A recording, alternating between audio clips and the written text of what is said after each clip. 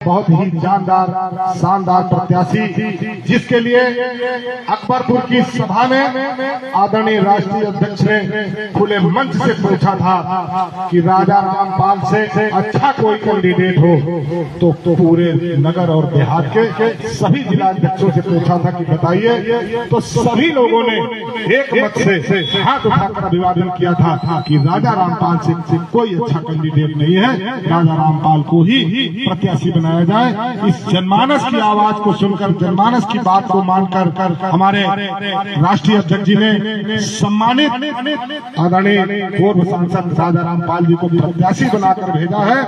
और प्रथम बार आगमन पर इस करबिगवा गांव में जिस तरह से आप सभी लोगों ने जोश खरोश से स्वागत किया है, आप सभी लोग बधाई के पात्र हैं।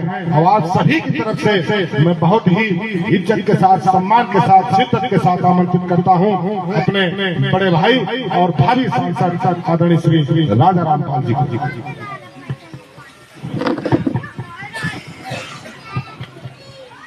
आज इस करबिगवा की ऐतिहासिक धरती पर पीडीए की इस पंचायत पर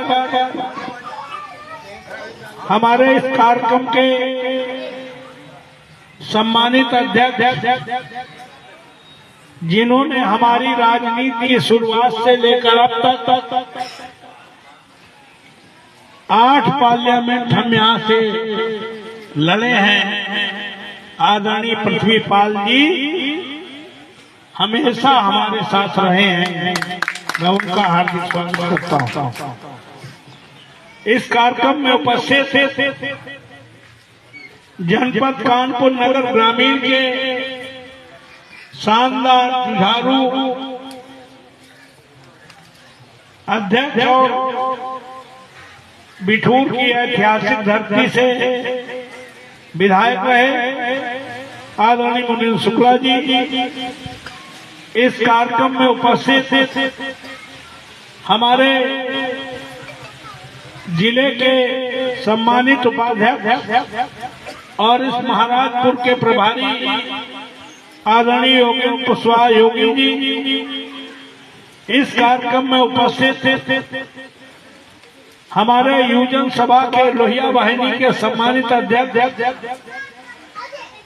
विजय सिंह यादव जी, इस कार्यक्रम में उपस्थित जिला पंचायत सदस्य आदरणीय मनोज यादव जी, आदरणीय जगतपाल जी, आदरणीय उपेंद्र जी, हमारे हम सफर ये भी लंबे पुराने साथी हैं जो बहुजन से लेके कांग्रेस और आज समाजवादी पार्टी को जिताने के लिए हमारे सामने बैठे ज्ञान प्रकाश सजलपुर। इस कार्यक्रम में उपस्थित हमारे पूर्व प्रधान आदरणीय बुजुर्ग ब्रह्मा प्रसाद कुशवाहा जी, उपेंद्र सिंह जी, उत्तम शुक्ला जी,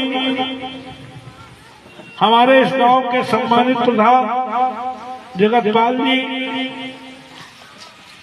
इस कार्यक्रम में उपस्थित हमारे सुरेंद्र यादव जी, प्रमोद सिंह सिकटिया, उपेंद्र सिंह शिशुपुर, कल्लू प्रजापति जी, दयाशंकर प्रजापति जी, रामचंद्र साहू जी, नागा प्रजापति जी, वीरेंद्र सुंकर जी, शमशेर यादव जी, सुभाष पासवान पूर्व प्रधान सगुनपुर, राम अवतार पाल जी, प्रकाश पासवान बीडीसी, अनिल प्रजापति जी, ज्ञानेन्द्र सत्ता जी, सुशील प्रजापति जी, शिव प्रसाद प्रजापति जी, आनंदी कछवा जी, अरविंद सिंह चौहान जी, और इस कार्यक्रम के आयोजक जो लंबे समय से यहाँ पर मीटिंग लगाने के बारे में हमसे कई बात हुई है, आदरणीय विवेक भदौरिया जी, राम प्रताप यादव जी, प्रमोद सिंह जी, संदीप यादव जी, प्रेम चौहान जी, यहाँ पर उपस्थित हमारे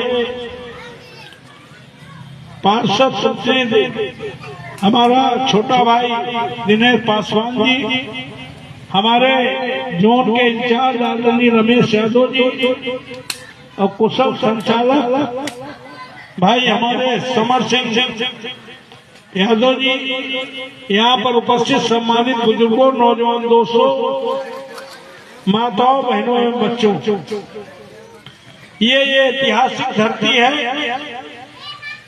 जहाँ पर 2004 में भी हमने इसी स्थान पर लगभग 12 बजे रात को बड़ी जनसभा की थी। और ये ऐतिहासिक जगह है। 2009 में जो हम कांग्रेस से लड़े थे, आज उनका भी नाम लेंगे, उनको श्रद्धांजलि अर्पित करेंगे। फक्कड़ बाबा जो उस समय पूर्व प्रधान थे, जिन्होंने 12 बजे रात के हजारों लोगों को यहीं पर इकट्ठा करने का काम किया था। जब जब इस स्थान पर बड़ी मीटिंग हुई है, तब तब हम 2004-2009 में चुनाव जीते हैं।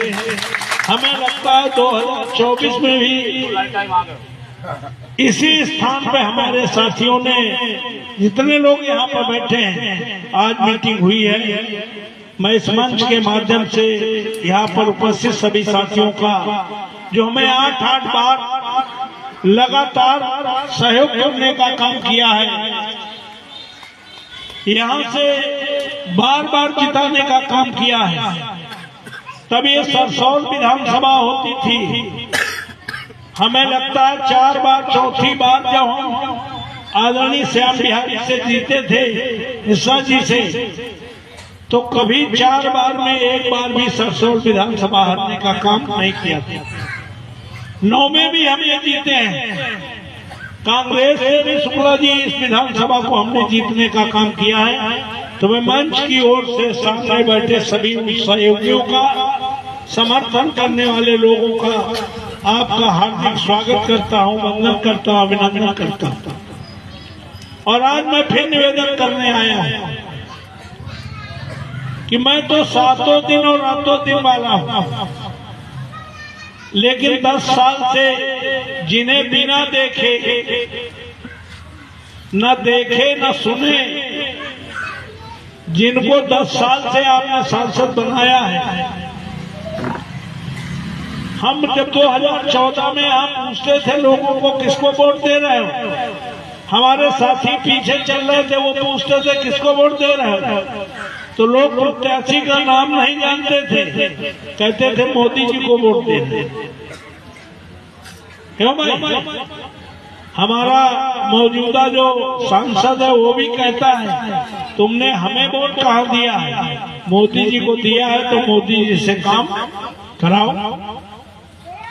और आदरणीय मोदी जी वो तो पूरे देश को गारंटी दे रहे हैं कि लोकतंत्र में कोई एक आदमी की गारंटी से 140 करोड़ वाला देश कहीं विकास कर सकता है? नहीं कर सकता है। फिर तो राजतंत्र हो गया जो अकेला है। मुझे याद है 19 में जब पार्लियामेंट में हार के दिल्ली गया था अपना कमरा खाली करने, तो वहां पर बीजेपी के सांसद मिले थे, हमारे बसपा वाले तमाम सांसद हैं। तो आदरणीय मोदी जी ने पहली बैठक जब अपने सांसदों की ली, तो जानते क्या कहा था? उन्होंने कहा था कभी इस देश में एमपी पीएम चुनता था, अब बदल गया है, अब पीएम एमपी चुनता है।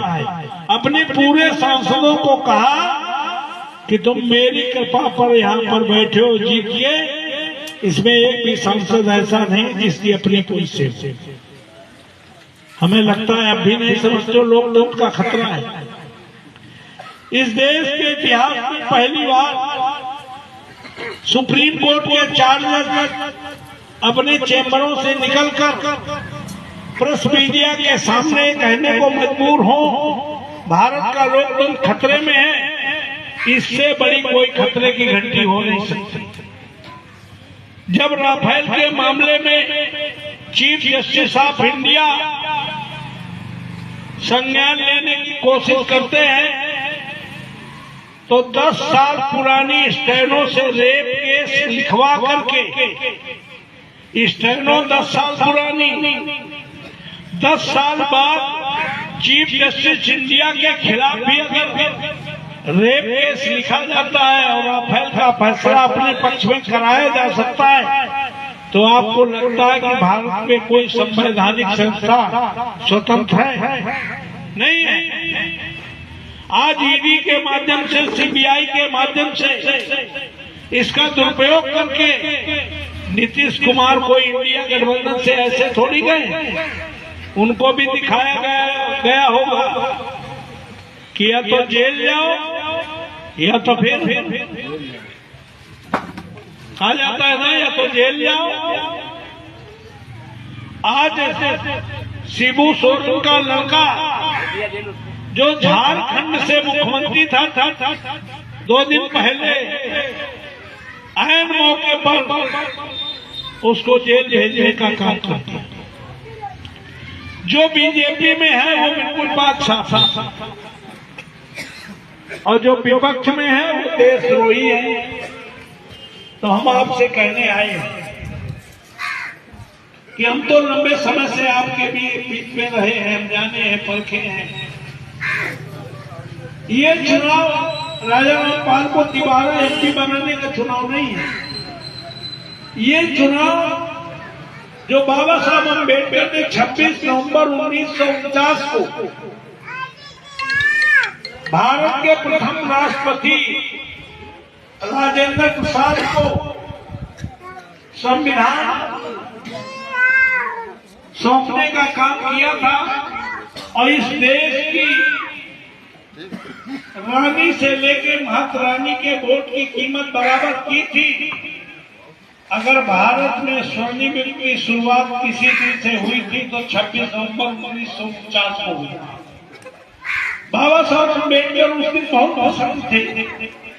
पूरी जिंदगी तो संघर्ष में बीता था। उनका रसोइया कहता था कि बाबा साहब अम्बेडकर आज बड़े पसंद थे। क्यों पसंद थे? क्योंकि जब कोई एक वोट का अधिकार सबको दे रहे थे, उस समय हमारे राजनीतिक लोग ये तर्क कर रहे थे कि अगले 250 वर्ष इस देश में राज इसलिए किया कि वो काबिल थे। तो काबिल लोग वोट डाले, काबिल लोग एमपी एमएलए बने, काबिल लोग देश के साथ। तो कौन से काबिल थे उस समय? उन्होंने कहा इस बारे में राय तय हो जाए, नियम तय हो जाए। तो काबिल कौन था? जो सबसे ज्यादा पढ़ा लिखा हो। तो पहली शर्त थी जो बीए पास हो वो वोट डालने का अधिकारी हो। बाबा साहब ने सोचा हमारे समाज को तो पढ़ने का अधिकार है नहीं, अगर ये नियम पास हो गया तो फिर कोई प्रधान बनने का सपना नहीं देख पाएगा। तो उन्होंने कहा ये शर्त हम आपकी नहीं मानेंगे। दूसरी शर्त रखी गई, वोट देने का अधिकार उनको हो जो कम से कम 200 बीघा जमीन हो, यानी जमींदार हो। बाबा साहब ने सोचा हमारा समाज तो भूमिहीन है, अगर ये नियम पास हो गया तो फिर कोई प्रधान बनने का सपना नहीं देख पाएगा। बाबा साहब ने ये भी मांग खारिज कर दी। तीसरी शर्त थी, वोट डालने का अधिकार उनको हो जो फैक्ट्री और ये मालिक। ये लोग तो काबिल होते हैं जो सबसे पैसे में ज्यादा हो, सबसे ज्यादा जमीन में हो, सबसे ज्यादा पढ़ा लिखा हो। ये तीनों शर्तें मानने के पीछे अगर डॉक्टर अम्बेडकर ये कहते कि हमें देश का प्रधानमंत्री बना दो, तो उस समय वो प्रधानमंत्री तो बन जाते, फिर कोई भी आदमी दलित पिछड़ा कोई प्रधान बनने का सपना नहीं दे सकता। बाबा साहब अगर ये कहते हमें इतना पैसा दे दो कि हम देश के नंबर 1 के अमीर हो जाए, बाबा साहब तो अमीर हो जाते, फिर कोई प्रधान बनने का सपना, फिर कोई नेल्सन मंडेला साउथ अफ्रीका की तरह पैदा होता। साउथ अफ्रीका में काले लोगों को वोट का अधिकार नहीं था। नेल्सन मंडेला 30 वर्ष जेल में रहा।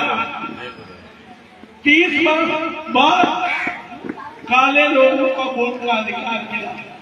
तो भैया भारत में कौन सा बाबा साहब तो 56 मर गए, कोई नेल्सन मंडेला अगर नहीं पैदा होता तो 75 साल गणतंत्र के बाद भी आज भी हम